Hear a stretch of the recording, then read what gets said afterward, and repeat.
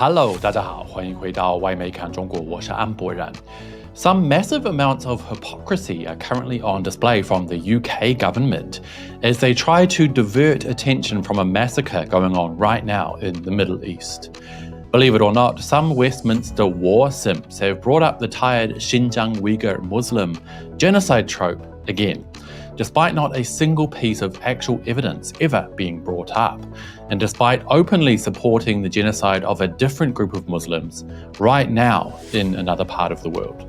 But keep watching, because I'm about to share with you all actual evidence that the UK is a massive liar about Xinjiang.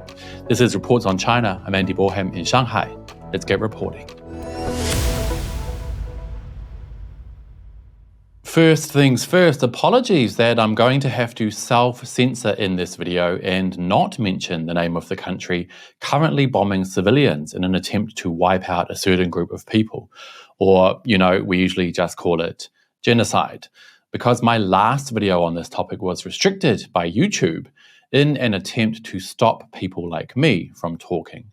So I'll try and get around the draconian censorship of the Western free speech oligarchs by just not saying certain words, but I'm sure you guys already know what I'm talking about. Right in the middle of what is more likely than not a massive war crime, where innocent civilians are being bombed and where the US-led West and its proxies are offering endless support for that continued bombing of innocent civilians, the UK government has tried to divert people's attention away by again bringing up that hideous trope about Xinjiang genocide, which has already been debunked thousands of times and shown up for what it is: atrocity propaganda designed to cause trouble for China and slow its progress. On October 18, the UK government issued a joint statement at the United Nations with the support of 50 other countries, again accusing the Chinese government of committing serious human rights violations against the Uyghurs and other Muslim minorities. That is complete crap, and they know it. I'll show you why very shortly. They even made an extremely tacky video about the joint statement for social media, complete with grammatical errors. Check this out. Affecting the Uyghur people.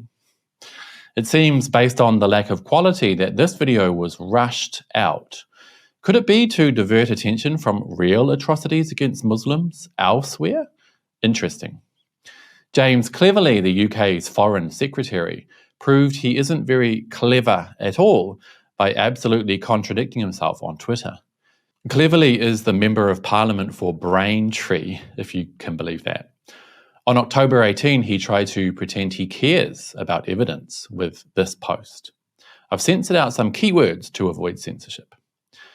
Last night, too many jumped to conclusions about the tragic loss of life at a certain hospital. Getting this wrong would put even more lives at risk. Wait for the facts. Report them clearly and accurately. Cool heads must prevail. Sounds reasonable, right? Well, not when you look at this tweet from the very next day. Engagement with China means standing up for the values our country believes in. That's why the UK has brought together 51 countries to publicly call out China's human rights violations in Xinjiang. The UK cannot and will not remain silent, no matter the cost. Wow, the absolute hypocrisy of it all. It makes me laugh, actually, because as we all know, there has not been a single piece of actual irrefutable evidence that genocide or anything of the sort went on in Xinjiang.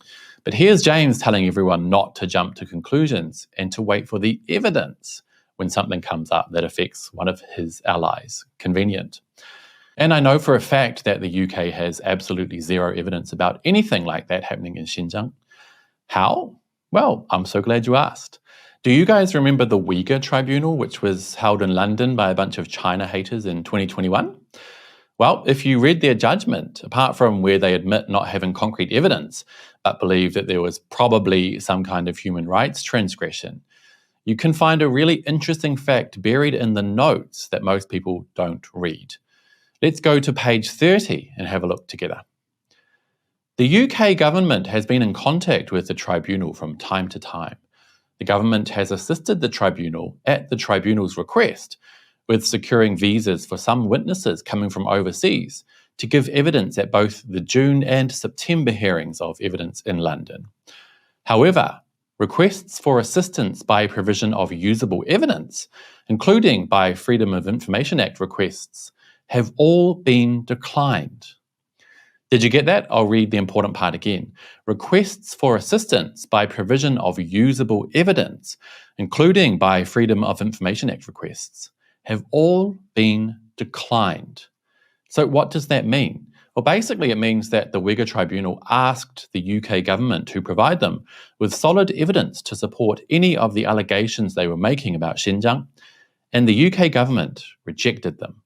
They even submitted Freedom of Information Act requests, which is where members of the public can request certain information from the government based on their rights under the law, and were still declined. Now that only means one of two things. Number one, they could not supply any evidence of crimes against humanity in Xinjiang because they do not have any.